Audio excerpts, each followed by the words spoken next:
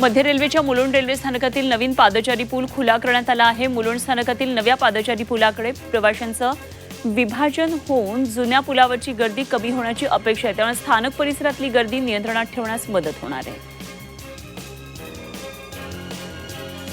मुंबईतील प्रकल्पांना MMR मधल्या 22,611 कोटींचा विकास निधी मंजूर करण्यात आला आहे। गायमुख ते फाउंटन, हॉटेल बोगदा आणि नवी मुंबई मेट्रो विस्ताराला मंजुरी देण्यात आली आहे। मुख्यमंत्री देवेंद्र फडणवीस यांच्या अध्यक्षतेखाली पार पडलेल्या मंत्रिमंडळ पायाभूत सुविधा समितीच्या बैठकीत मान्यता देण्यात आली आहे।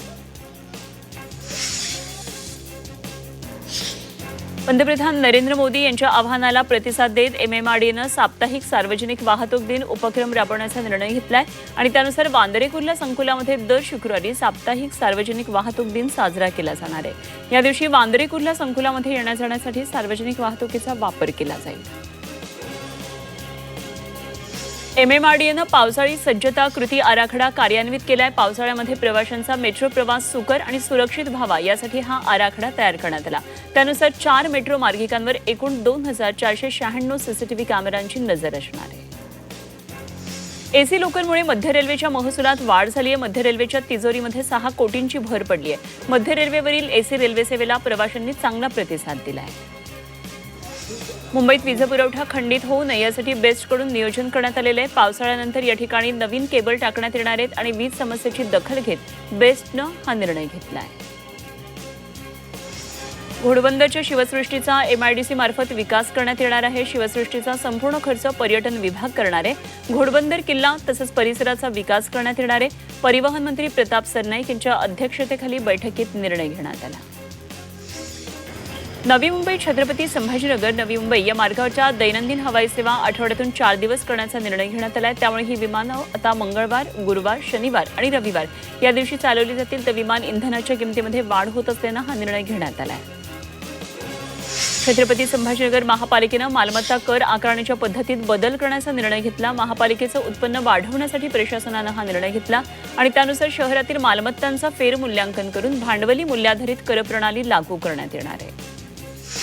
छत्रपती संभाजीनगरच्या प्रस्तावित आरापूर MIDC साठी 90% मोजणी पूर्ण झाली आहे। दर निश्चितीसंदर्भात पुढच्या आठवड्यामध्ये शेतकऱ्यांसोबत वाटाघाटी होणार आहेत आणि येत्या 2 दिवसांमध्ये मोजणी अहवाल सादर करण्याचे आदेश जिल्हाधिकाऱ्यांनी दिले आहेत।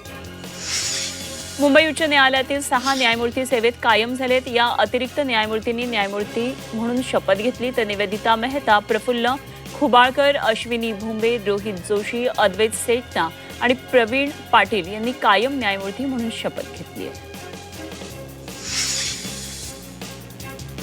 राज्य सामायिक परीक्षा कक्षानं कृषी फार्मसी अभ्यासक्रमाच्या MSc CET परीक्षेच्या PCB ग्रुपचा पहिल्या संधीचा निकाल हा जाहीर केलाय आणि या परीक्षेमध्ये राज्यात एकूण 11 विद्यार्थ्यांनी 100 गुण मिळवलेत। यामध्ये मुंबईतील 1 आणि ठाण्यातील एकाचा समावेश आहे। राज्यातील 9,649 कनिष्ठ महाविद्यालयांमध्ये 11वी प्रवेश प्रक्रिया सुरू आहे। मात्र केंद्रीय प्रवेश प्रक्रियेतील विविध कोट्यांमधील 3,80,000 विद्यार्थ्यांच्या जागा अजूनही रिक्त आहेत। तर 10 जूनपासून 12 जूनपर्यंत कनिष्ठ महाविद्यालयांचं वाटप करण्यात येणार आहे। सोलापूर जिल्ह्यातल्या मंगळवेढ्यामध्ये 12व्या शतकातील ब्रह्मदेव मूर्ती जतनसाठी प्रयत्न सुरू आहेत। या मूर्तीचं जतन आणि पुष्करणीचे पुनरुज्जीवन करण्याचं काम करण्यात येणार आहे। अहिल्यानगरच्या पाथर्डी तालुक्यातल्या मोहटादेवी गडावर अधिक मासानिमित्तानं भाविकांनी दर्शनासाठी गर्दी केली। दर्शनासाठी आलेल्या प्रत्येक भाविकाचं दर्शन होईल अशा पद्धतीनं नियोजन देवस्थानच्या वतीनं करण्यात आलं। दर्शनासाठी आलेल्या भाविकांसाठी देवस्थानच्या वतीनं महाप्रसादाचं नियोजन केलं।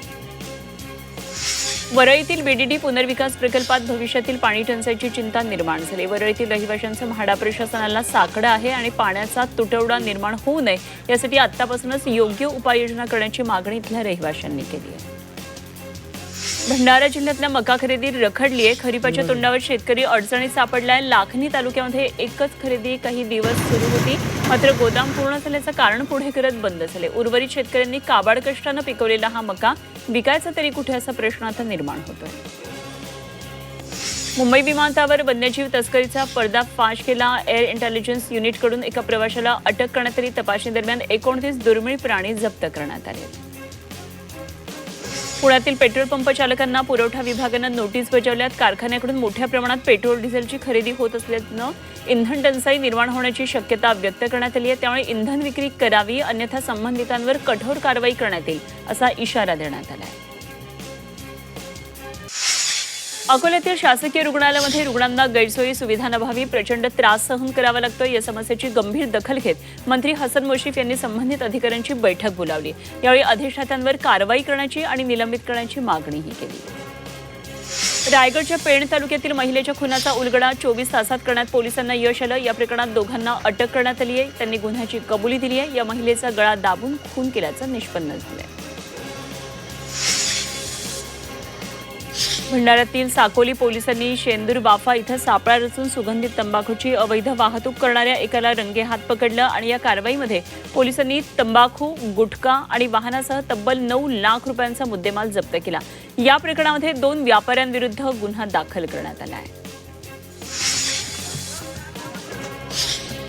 पिंपरी चिंचवडच्या कोदळवाडी चिखलीतील धार्मिक स्थळातील कारवाई दरम्यान पोलिसांवर दगडफेक करण्यात आली। दगडफेक केल्याप्रकरणात 500 जणांविरुद्ध चिखली पोलीस ठाण्यात गुन्हा दाखल करण्यात आलाय। दोघांना अटक केलेली आहे।